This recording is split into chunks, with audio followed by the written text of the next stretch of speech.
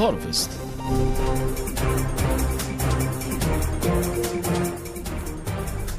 Welcome, Africa. This is Imen Nouad with the latest news from across the continent and the world. Starting our news today with the President of Rwanda, Paul Kagame, who began today a two-day visit to Algeria at the invitation of his counterpart, President Abdelmadjid Tebboune. The visit aims to strengthen bilateral relations and explore cooperation opportunities, with more news to come up this evening. Several European and Sahrawi organizations condemn Morocco for expelling activists during the March of Freedom aimed at supporting Sahrawi political prisoners. Human rights groups have called it a blatant violation of international norms.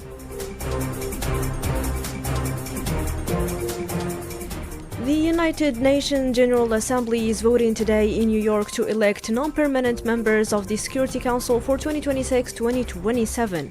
The Democratic Republic of Congo and Liberia are competing for the two African seats. Ethiopia reaffirms its support for peace in Sudan. Ethiopian intelligence chief Redwan Hussein delivered a letter from Prime Minister Abiy Ahmed to General Abdel Fattah al-Burhan pledging continued solidarity in efforts towards lasting peace.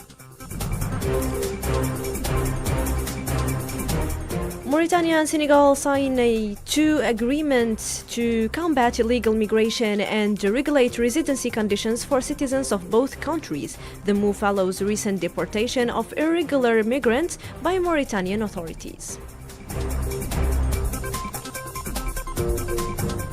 DR Congo is experiencing one of the world's most prolonged international displacement crises, according to UN experts. The millions remain affected by conflict, with urgent calls for international support.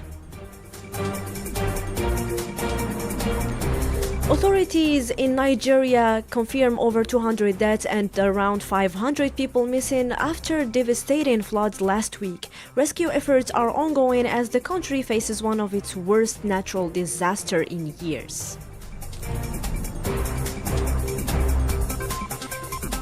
In economic news, CEO of a global shipping company CMA-CGM, Rodolphe Sade, met with President Tebboune in Algiers to discuss expanding logistic and maritime transport projects.